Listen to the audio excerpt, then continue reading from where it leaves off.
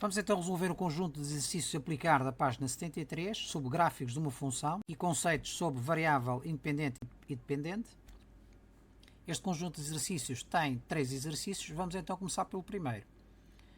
A tabela seguinte relaciona a distância percorrida em quilómetros, cá está quilómetros, 0, 1, 2, 3, 4, 5 quilómetros, e o custo da viagem em euros. E temos aqui 3 questões. Vamos então começar pela primeira. Representa por f a aplicação representada pela tabela e indica o domínio e o contradomínio de f, a imagem de 1, a imagem de 5 e o valor de x, sabendo que f de x é igual a 3.5. Vamos então ver. Nesta primeira linha temos o conjunto dos objetos possíveis, portanto é o nosso conjunto de partida, e nesta segunda linha temos o contradomínio, isto é o conjunto das imagens possíveis, relativamente aos objetos. Podemos então dizer que o domínio da função f é o conjunto de todos os objetos possíveis, ou seja, o conjunto de partida. Isto é, neste caso, os elementos 0, 1, 2, 3, 4 e 5. O contradomínio da função f é constituído pelos elementos 0, 2.5, 3, 3,5, 4 e 4,5. Vamos ver a linha B, a imagem do objeto 1 e a imagem do objeto 5. Qual é a imagem f de x do objeto 1? Ou de outro modo, qual é o custo da viagem de distância 1 km? Qual é o custo da viagem de distância igual a 1 km? É 2,5€. Não é? Portanto, a imagem de 1 é 2,5. Qual é a imagem de 5? É 4,5. Isto é, qual é o custo da viagem cuja distância é 5 km? Neste caso é 4,5€. A linha C, qual é o objeto x cuja imagem é 3.5. Vamos ver aqui. Qual é o conjunto de imagens? É este. A imagem 3.5. Qual é que lhe deu origem? É o objeto 3. Isto é, se f de x é igual a 3.5, então x é igual a 3. Ou seja, a imagem de 3 é 3.5. Vamos à segunda pergunta. Qual a variável independente e a variável dependente? Imaginamos aqui uma função, representada aqui por uma máquina, cujo funcionamento é o seguinte. Nós metemos aqui um objeto nesta máquina, ela transforma esse objeto e sai uma imagem. Isto é, para uma distância vai corresponder um custo. No nosso caso concreto, o que entra na função é exatamente a variável independente, isto é a variável que é alterada ou controlada com vista a analisar os efeitos sobre a variável dependente. Qual é a variável dependente? É que depende de outra variável, neste caso o custo da viagem, não é assim? É o que sai. O que sai da função é a variável dependente, é a variável que está a ser medida ou avaliada e, como o nome indica, é uma variável que depende de outra variável, neste caso depende desta variável independente. Isto é, o custo da viagem depende do comprimento da viagem. Então, neste caso, para uma distância de 0 km, nós temos um custo de 0€. Para uma distância de 1 km, vamos ter um custo de 2,5€. Cá está. Para uma distância de 2 km, vamos ter um custo de 3€. Está aqui definido na tabela. Numa distância de 3 km, vamos ter um custo de 3,5€. Para uma distância de 4 km, vamos ter um custo de 4€. E finalmente, para uma distância de 5 km, vamos ter um custo de 4,5€. Portanto, está aqui demonstrado como é que funciona uma função, em termos gerais. A variável independente é a distância percorrida em quilómetros. Esta é a variável independente, não depende de nada. O que depende é o custo da viagem, é que depende do número de quilómetros percorridos. E a variável dependente é o custo da viagem em euros. Vamos à linha 3. Representa a função f pelo seu gráfico. O gráfico de uma função f de a em b é o conjunto de pares ordenados x, y, onde x pertence ao conjunto de partida, que é neste caso quilómetros, e y pertence ao conjunto, ao contradomínio, isto é, ao conjunto de imagens dadas por esta função. Portanto, g de f representa-se pelo conjunto de pares ordenados x, y, tal que x pertence ao domínio de f e y, ou seja, f de x é a imagem do objeto x. Portanto, neste caso, a primeira letra é a variável independente, a segunda é a variável dependente. Mas para compreendermos melhor, vamos traçar o respectivo diagrama de setas. Neste caso, a 0 km corresponde ao custo de 0, a 1, 2,5, a 2, 3, a 3, 3,5, a 4, 4 e a 5, 4,5. Isto é o gráfico de setas da função. O gráfico de setas da função, nós podemos facilmente determinar o gráfico da função. É o conjunto de pares ordenados 0, 0, 0, 0, 1, 2,5, 1, 2,5, 2, 3, 2, 3, 3, 3,5, 3, 3,5, 4, 4, 4.0 e 5, 4.5. Temos aqui o conjunto de pares ordenados, em que o primeiro elemento do par ordenado corresponde ao objeto, o segundo corresponde à imagem. Reparemos aqui, no entanto, a questão das vírgulas, como é que se separam os pares ordenados. Os pares ordenados são separados por vírgula sempre. Cá está, este laranja é vírgula, é sempre a vírgula. No interior do par ordenado, poderemos utilizar a vírgula ou ponto e vírgula consoante o objeto ou a imagem ou os dois tenham vírgula. Por exemplo, neste caso, nenhum deles tem vírgula, podemos utilizar a vírgula como separação. Neste caso, a imagem utiliza a vírgula, utilizar aqui a vírgula seria baralhar aqui a leitura. Portanto, neste caso, utilizamos o ponto e vírgula. Em todos eles, utilizamos o ponto e vírgula. Porquê? Porque as respectivas imagens já têm uma vírgula. Neste primeiro, como os dois não têm vírgula, podemos utilizar apenas a vírgula.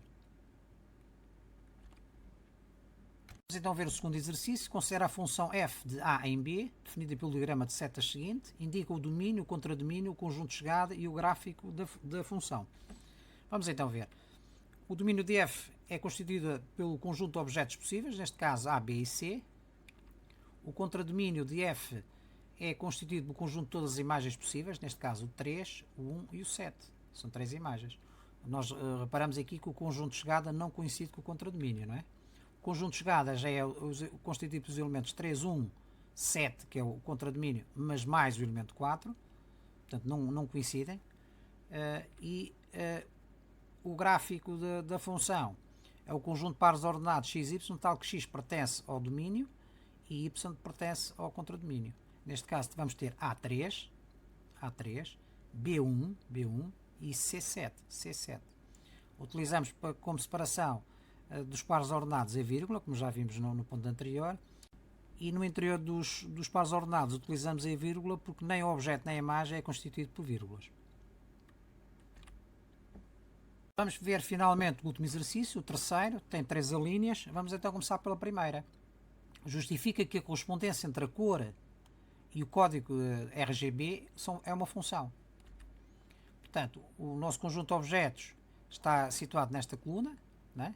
Preto, branco, azul, laranja e verde. O conjunto de imagens, ou seja, o terno de código RGB é constituído por estes 3 números, separados por vírgulas. Não é um par ordenado, é um terno ordenado. Portanto, o nosso gráfico de setas da função é este. Isto é, à cor preta corresponde o código RGB 000, à cor branca corresponde o código RGB 255, à cor azul corresponde o código RGB 00255, à cor laranja corresponde o código RGB 255.165.0. Finalmente, à cor verde corresponde o código RGB 02550. Portanto, neste caso, nesta função são utilizadas apenas estas cores, mas há muitíssimas mais cores, né? Cada uma delas vai corresponder ao respectivo código. Portanto, isto é uma função, porque existe uma correspondência que é no sentido do conjunto de partida, que é a cor, para um conjunto de chegada, que é o código RGB. A todo o elemento do conjunto de partida, que nós vemos, corresponde a um elemento do conjunto de chegada, não é? Não existe aqui nenhum elemento sem correspondência. A um elemento do conjunto de partida tem que corresponder um único elemento do conjunto de chegada, e corresponde. Portanto, a um objeto corresponde apenas uma imagem. Se correspondesse a algum objeto mais do que uma imagem, deixaria de ser uma função, mas não é o caso. A cada objeto corresponde apenas uma imagem. E finalmente, qualquer elemento do conjunto de chegada pode corresponder, não quer dizer que tenha que corresponder a mais do que um elemento do conjunto de partida. Neste caso não corresponde, mas isso não invalida que seja uma função. Não é? Podíamos ter aqui várias cores com o mesmo código, mas isso não acontece. A cada cor corresponde um código. Podemos então concluir que a relação entre a cor e o código RGB é uma função porque a cada cor corresponde um único código RGB. A linha 2, designa por F a função representada pela tabela, indica a imagem do objeto preto e a imagem do objeto laranja. Portanto, a imagem de preto é o código RGB 000, isto é, qual é o código RGB que corresponde à cor preta? É o código 000. A imagem do objeto laranja é 255.165.0, cá está da laranja, 255.165.0, ou de outro modo, qual é o código RGB que corresponde ao código laranja? Na terceira pergunta, identifica a variável independente e a variável dependente. Cá temos a nossa função, em termos gerais. Nós temos os objetos que entram na função, são transformados e sai a respectiva imagem. Isto é, nós temos aqui para cada cor que entra na máquina, esta máquina gera um respectivo código de acordo com uma regra, uma correspondência. Né? Neste caso, o que entra na função é a variável independente, é a cor. O que sai da função é a variável dependente, neste caso é o código RGB. À cor preta corresponde o código RGB 000, está aqui na primeira linha. À cor branca vai corresponder o código 255.255.255. À cor azul vai corresponder o código 00255. À cor laranja vai corresponder o código 255.165.0. E finalmente, à cor verde vai corresponder o código 02550. Como nós vimos aqui, este conjunto está limitado a estes 5 pares, né? de elementos, preto, respectivo código, branco, respectivo código, azul, respectivo código, laranja, respectivo código e verde, respectivo código. Mas existem muito mais cores, como vamos ver já no final do problema. Portanto, a variável independente é a cor e a variável dependente é o código RGB. Podemos ver aqui, efetivamente, como é que funciona o código RGB em função da cor. Temos aqui uma análise dinâmica num dos softwares da Microsoft, neste caso do PowerPoint, e vamos ver então como é que funciona isto. Para cada cor, nós temos aqui um código, fazemos movimentar a cor, alteramos a cor, e respectivamente estes 3 elementos, RGB é exatamente o nosso código RGB, né? Muda. Se nós incluirmos aqui 000, cá está 000, vamos obter cor, a preta, cá está a preto, o nosso preto. Se incluirmos ali o 255, 255, 255, o que é que vamos obter? Vamos obter o branco, cá está o branco, é assim, ele posiciona ali a seta. Se introduzirmos o código RGB 00255, vamos por aqui 0 mais 255, é o que está lá, vamos obter o azul, cá está o azul. Posiciona ali também no azul.